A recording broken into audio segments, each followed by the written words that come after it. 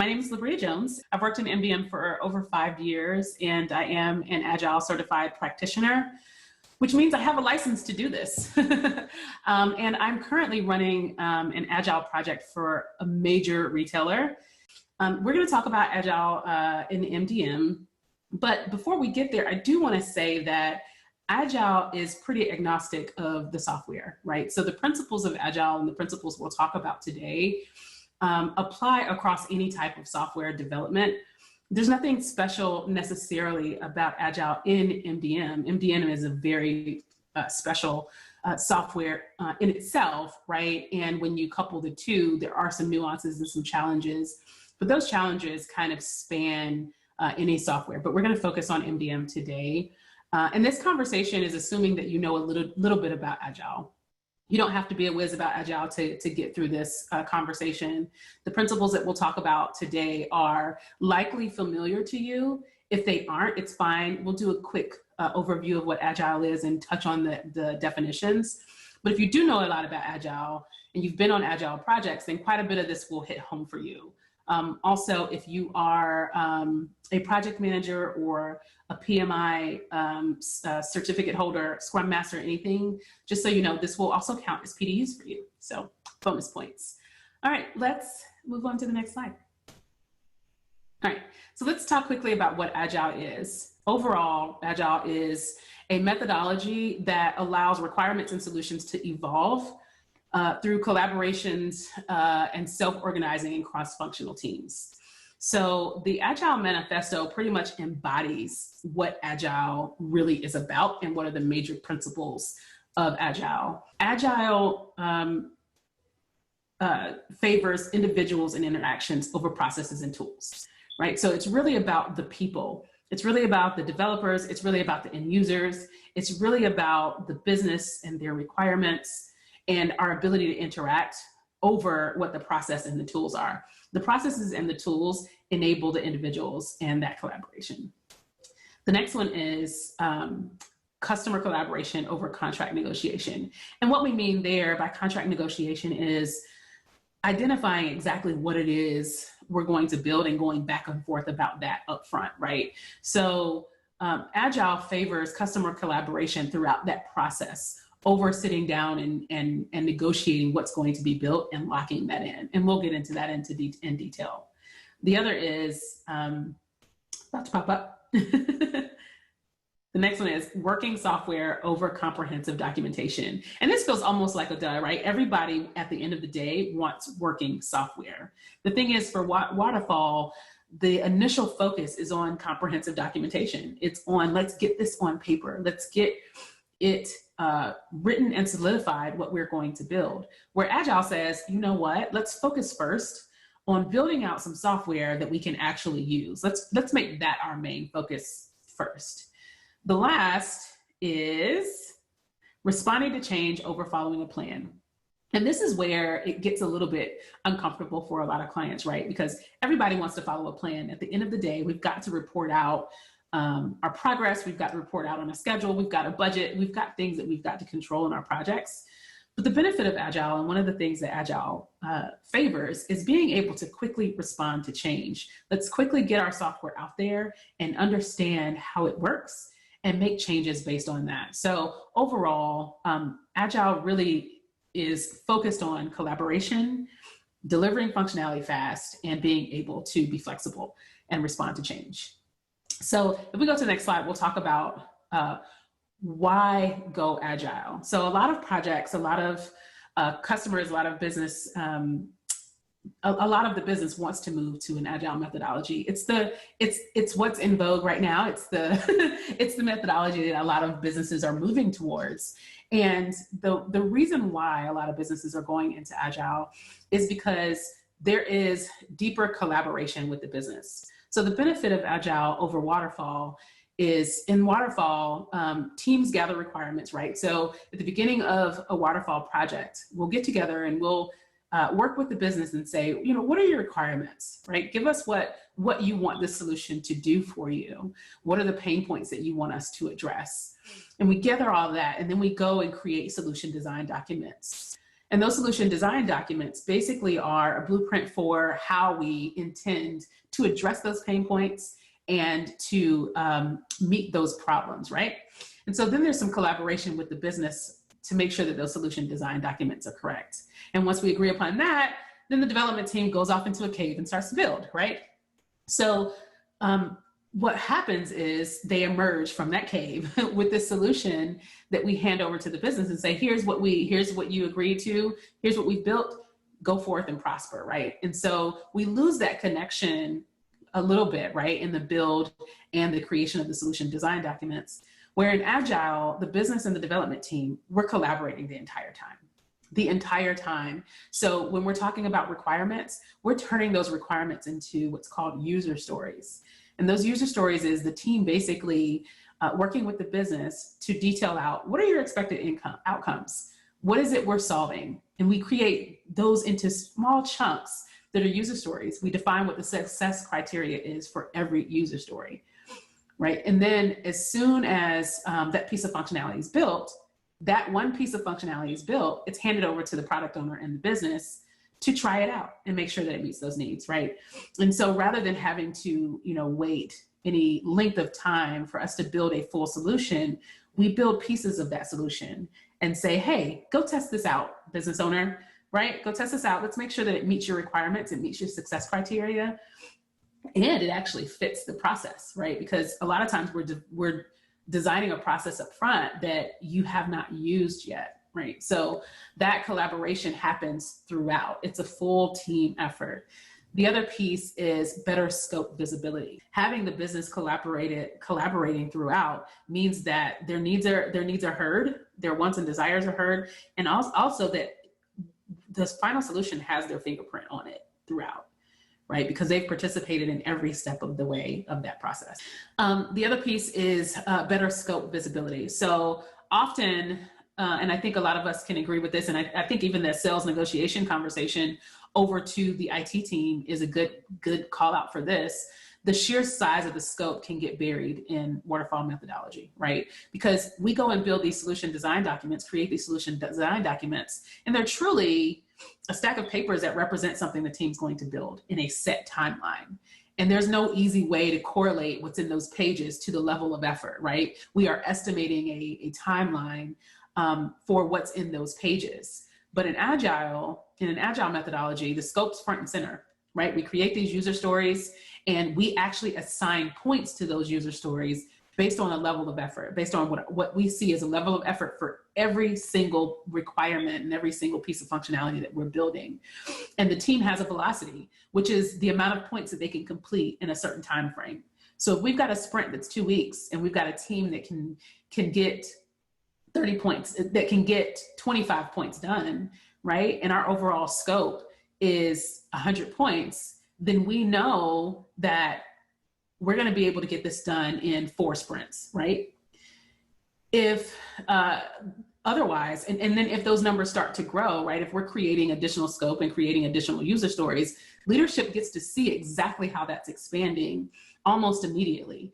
A lot of times on waterfall project, that kind of gets buried, right? As the business is making changes to the design during the build phase, it starts expanding without that visibility bubbling up. And so in Agile, it makes it a lot easier for us to say, well, every single change that we make is represented in a story with the level of effort. And after that, it's just math, right? So that we can see what's happening with scope.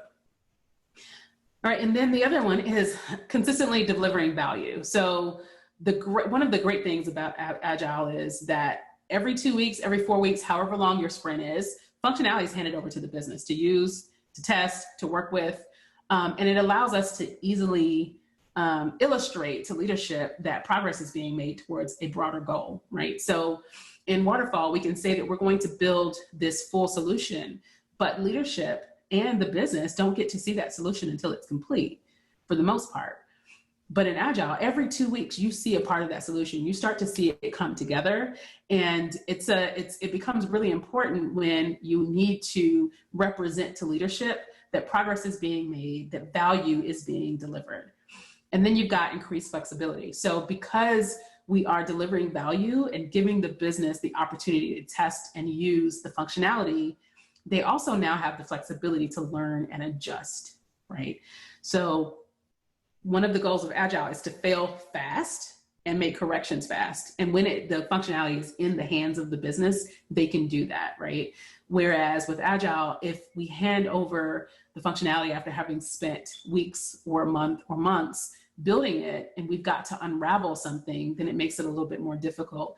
When in Agile, we're building small chunks of that functionality and saying, hey, does this work for you, right? And it helps us pivot for the future faster, right? So even if we're not failing, but now we're rethinking a future requirement that we had, we may want to change the way we were doing this, or we may want to change this process. It allows for that level of flexibility.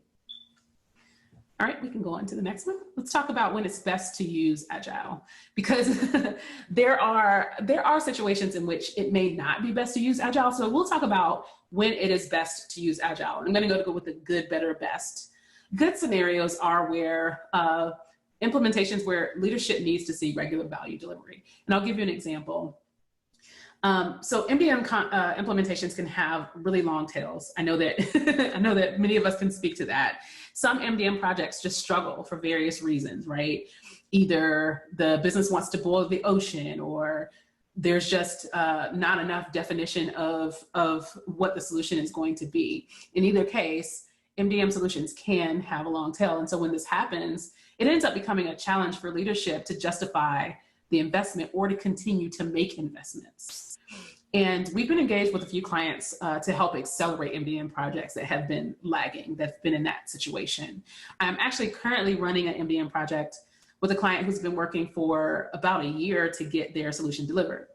And so in this instance, it was important that we run this as an Agile project so that leadership could see real progress on a bi-weekly basis and just regain the confidence that the project would be successful, right? And so I'm happy to say that we've been able to consistently deliver value, right? So every 2 weeks, our sprints are 2 weeks. And so every 2 weeks, they're able to see that there is functionality being built, and not just functionality being built, but functionality that will actually be used by the business and will make the business's process even better and start to create that source of truth for their business. And I'm very, very happy to say that within 2.5 months, we've been able to complete the build of all of their functionality requirements that they have defined as MVP. And as of today, we are kicking off QA, end-to-end testing. So that's a big deal. So that's an example of when it's a really good idea to go ahead and move to an Agile methodology. Another one is when implementations are where the connection between scope and timing are unclear for the leadership or the business. And so an example that I have there's often, and we were having a conversation earlier today about the fact that there can be a disconnect between the business and IT, right? Often IT holds the budget and the business has the requirements, right? So the business is often asking for a Lambo and IT is budgeted for an Acura, right? And so it's hard for the business to see where that gap is, right? It's hard for the business to see that I'm asking for something that's a lot bigger than what fits our budget or what fits our schedule. And so one of the major Agile projects I ran, the last major Agile project I ran, we had this issue where the client's IT department was really concerned that the business didn't have a feel for how large their scope really was. They were literally asking for a Lambo and didn't feel like that's what they were asking for. They were asking for all the bells and whistles. They were trying to boil the ocean and do all of the things with all of the shiny automations and everything. And so we actually end up switching to Agile and wrote out the stories and scored the stories so that we could show the business that based on what they were asking for, it would have pretty much tripled their timeline based on those asks. And moving to Agile basically put us in a position where we could literally show them that this is the scope that you've requested. So why don't we carve out the scope for MVP, for what you actually need in order to use this solution and to test it out.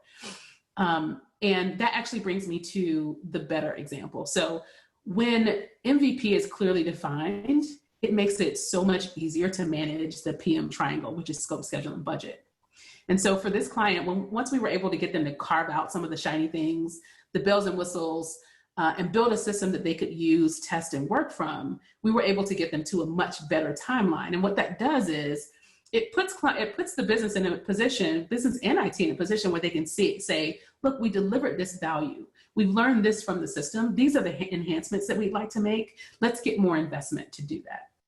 And that actually brings me to the best scenario. The best scenario is when you have a system that you have put into place, you've defined MVP, and now you are learning and growing from that solution and defining enhancements and follow-on phases to that. That's it. All right, let's get into why not Agile. So we've talked about why to use Agile, when to use Agile. Let's talk about why not to use Agile, because there are definitely some challenges. And one thing that I want to say here is that Agile is not magic. I get the impression that a lot of times clients assume that moving to Agile will solve all of their problems from a scope, schedule, and budget standpoint. And that's not the case. Agile is not magic. There are times where Agile is more effective, and there's times where Waterfall may be more effective, right? And so I want to call out some of the challenges with Agile. It is a very, very effective project methodology, and so is Waterfall. And both of them come with their challenges. The challenges for Agile are that scope are not fully defined up front. Now, I know I mentioned that as a benefit earlier, but I want to call this out because this is something that often makes the business uncomfortable. It's really tough to get the business's mind around, we won't know exactly what you're going to build at the end of this, right? But I think one of the challenges, one of the things that we've got to get the business's mind wrapped around is that the business gets to define that scope throughout the process, right? And so it just has to be clearly defined that these are the parameters for what we're going to build for MVP, and that scope in MVP can change and adjust, but the business gets to define that. It won't be defined up front, and it's okay, right? You get to be flexible, but also flexibility reduces predictability, which means that it often makes it very challenging to manage the schedule, the budget, and like I said, the scope, because that can change because you're being flexible now, right? So it's possible that you've defined some functionality, right? The business has defined this functionality. We've built it, we've tested, and then we get it into the end user's hand, and it doesn't necessarily work for the end users the way they expected, right? And let's say we're 2 sprints in. So now we have to be flexible. We have to readjust and we have to pivot. It's great that we can do that, right? Because at the end of the day, we want a workable solution for our end users. But also keep in mind that reduces our ability to predict schedule, budget, and scope. It makes it challenging to do that. Not saying that you cannot, but it does make it challenging to do that. And as we said earlier, there is a lot more collaboration from the business, right? The business has their fingerprint in this thing all throughout. What that also means is that there's a lot more time commitment from the business. I can tell you on every Agile project that I've had, the product owner from the business is heavily involved in all of the Agile ceremonies, right? So they're participating in developing user stories. They're participating in backlog sessions where we're going through user stories and making sure that we understand exactly what those requirements are and solutioning for those stories. And then they're also participating in testing, right? Because once the build is complete, we hand it over to the product owners to go and test it and make sure it meets their acceptance criteria. And then the product owners are often educating the end users on how to use this and how to use the functionality and how the functionality benefits them. They're also accepting requirements from the end users as well to make those updates. So there is a lot of a time commitment from the business. This is a plus and a minus. So those are some of the challenges with Agile. I'm going to go into adjusting to the Agile mindset. So if any of you are on projects or have been thinking about getting on projects that you want to move to Agile, there's a couple of things that need to be done in advance of getting to Agile. So historically, projects have been run Waterfall. It's just been the method for a very long time. And a lot of companies are very, very comfortable with Waterfall. There is nothing wrong with that, but the experience that I've had is it does require some adjustment to move into Agile. And the very first thing is making sure that everybody's on board with Agile. First with the why. We got to know why we went to Agile in the first place, right? It can't be that it's just the new methodology. That's what we're doing. This is the cool, new, sexy thing that everyone's doing in the software development space and the MDM space. So let's go and do it. We've got to know truly why we're moving to Agile.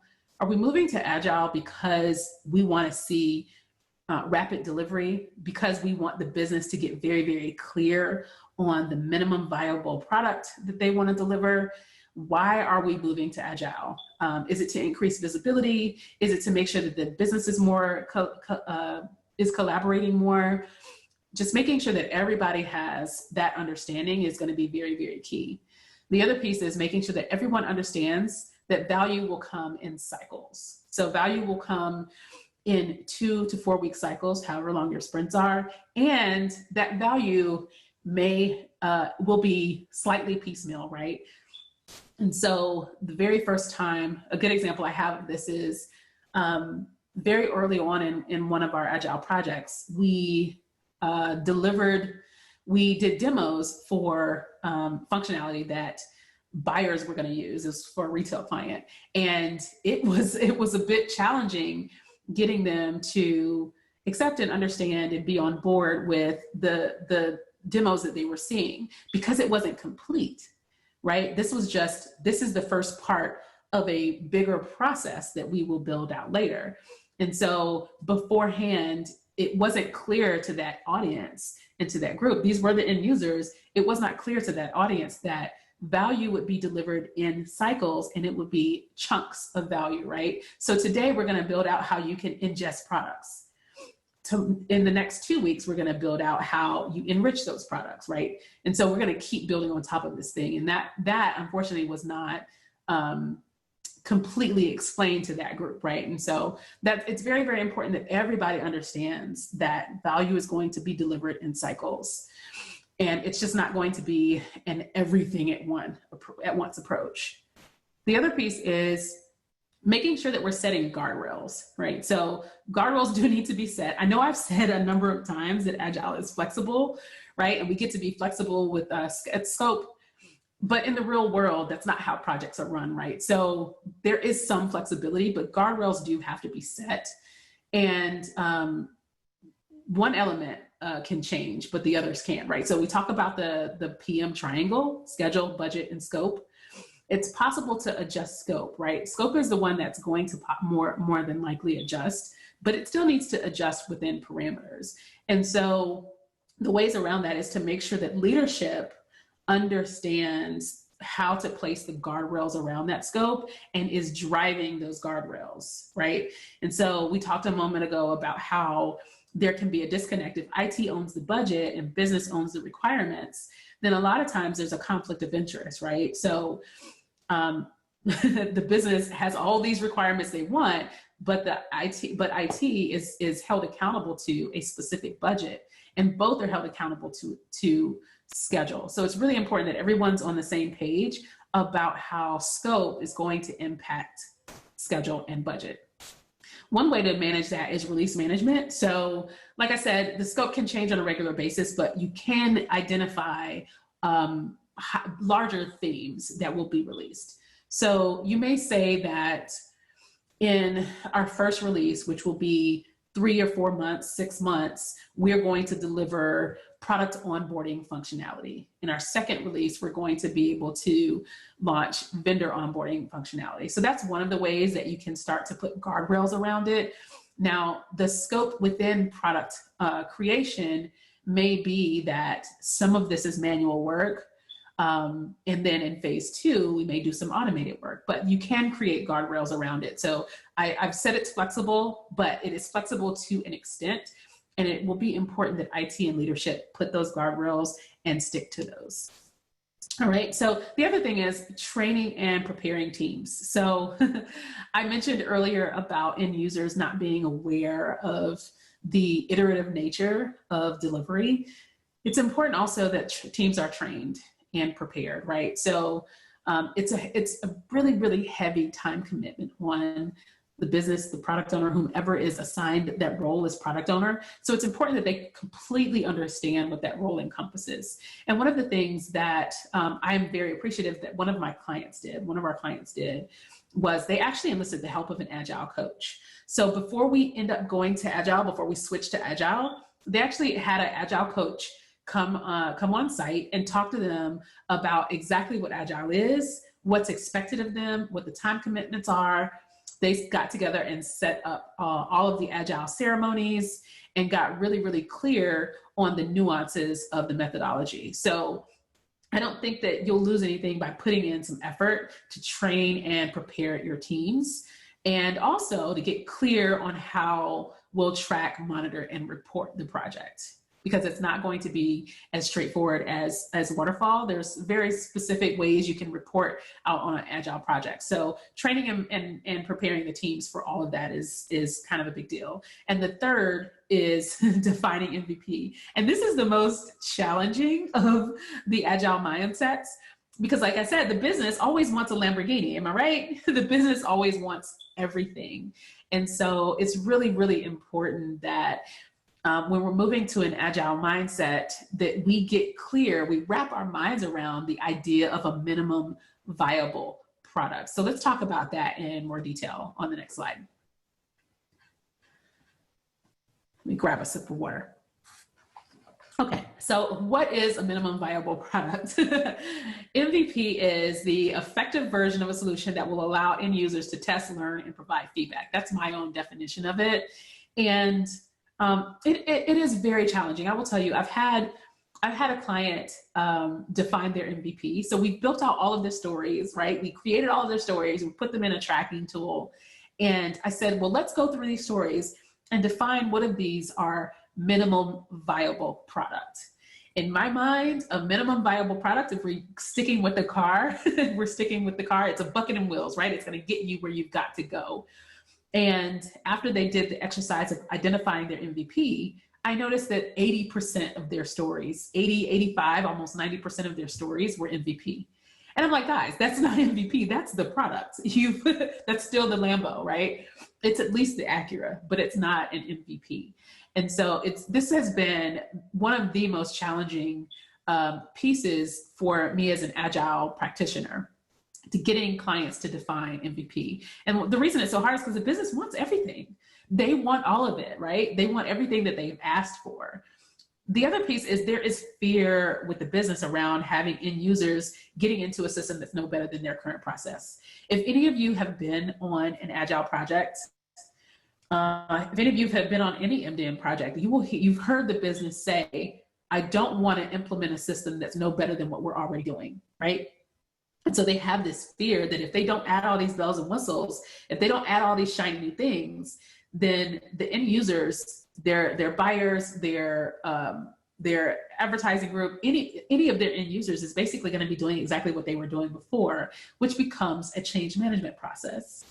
The other piece is a lot of times when we ask the business to define what MVP is and say, let's go build this first, they fear doing that because they're not clear on when they'll be able to get the gap between what they have and what they want, right? And so I think in that case, it's really important for leadership to help define what a roadmap is for their functionality, right? So for the business, here's the solution that you want. Let's build out that roadmap, right? And maybe in the first 4-6 months, we're just going to do MVP, but here's when I'm going to give you the rest of it, right? Here's where we're going to do those enhancements and give you the rest of it. That makes it a little bit easier and take some of the pressure off from the business and helps them get their minds around, okay, what is the minimum functionality that I can move forward with now, right? And then the other piece is what I've been talking about throughout this, the disconnected value propositions between the business and IT, right? So it's a conflict of interest. The IT, again, typically owns the budget and the schedule, and the business owns change management and owns the ability to make sure that this functionality is usable and will be used. And so they're going to focus more on making sure that they have all the requirements met to do just that, right? And so a lot of times those value propositions just aren't connected. And I think that when business and IT come together, and like I said, to build that roadmap, it becomes a lot easier to kind of carve out what MVP is. But in order for any Agile MDM project to be successful, that has to be defined. let's go on to the next slide, because we want to talk about how it also needs, let me give you some tips on defining MVP right quick. So defining MVP can't just be, let's chop off the amount of stories that fit into our schedule, right? So that's kind of the easiest thing, right? We can say, let's look at all these story points. It's math.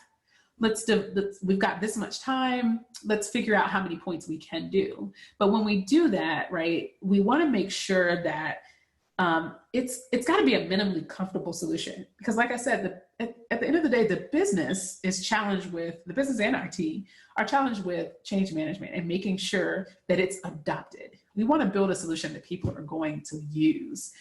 And so one of the things that I typically suggest or recommend is that we think about what are the immediate problems that need to be solved, right? It can be a big problem. It can be low-hanging fruit. It can be a major pain point, or it can be, we can tackle these 3 low-hanging fruit pieces, right? So it often cannot be, let's take what we're doing now and go and put it into a system. It's got to be at least a little bit better, right? Because that's why we invested in an MDM tool, because we want this process to be a better than what we're doing now. And so what I typically recommend to clients is that we think about what's minimally comfortable and what delivers some value to our end users without expanding scope too much, right? And so if we can focus on that, that gets us to defining MVP. And once we define MVP, we've got to protect it. So we'll talk about that on the next slide. Protecting MVP it becomes our major. So we've got a number of jobs on any MDM project, right? Everybody's job is to protect MVP. We are now all guardians of MVP, because throughout the course of an implementation, MVP may grow, right? We're going to test things, we're going to see things, we're going to want to add. The business is going to revert back to wanting all of the shiny things, right? And we've got to go back and say, this is what MVP is, this is what we've agreed to, and we've got to deliver this so that we can get support from leadership to invest in the enhancements and the additional roadmap that we've mapped out, right? And so a couple of tips that I'm going to throw out there just to protect MVP is to focus on writing out MVP and scoring those stories first. Right. So if we have not built out our entire solution and built out all those user stories, we're going to take and say, this is the minimum solution that we could build, and we're going to write those stories. And then we're going to baseline and track that. The only way to protect MVP is to baseline it and say, we've got 100 points that represent our MVP stories, right? And give that visibility to leadership so that they can see how that grows. So if we're adding stories to MVP, right, that also means that we are adding time to the project. So if we've got 100 MVP stories, and then within 2 or 3 sprints, we're adding 20 MVP stories, we've just added time to the project, right? And so leadership needs that visibility and to take ownership of saying, well, if we're adding 20 points to MVP, then 20 points need to come out if we're going to keep our schedule in our budget. Right. And so that constant visibility, not just for leadership and for sponsors, but for the entire team, pretty much gets everybody held accountable to protecting MVP. So if I can leave you with one thing, it's defining MVP and making sure that it is visible so that you can protect it. It's very, very important to protect MVP. That's one of the things that I preach to my clients all the time. We are all protectors of MVP, which means that we are all protectors of the budget, schedule, and scope. Okay. All right, that's it. Let's do some key takeaways. Key takeaways from this that I want you guys to get to is to make sure you understand why you're doing an Agile project. That is the first one. Understand why this project is going to be Agile. Again, can't just be because it's the new sexy thing. There's gotta be a reason. Everybody's got to understand that. And then the second is understanding what you're going to gain and give up, right? So moving into Agile, you're gaining some things and you're giving up some things, and everybody's got to be okay with that. And then the last thing is making sure that the team completely understands the Agile methodology and is completely bought into the mindset, right? So if everybody's on board and everybody gets it, then the Agile project and MDM is going to go a lot smoother and be a lot more successful. That's it. Thank you for your time.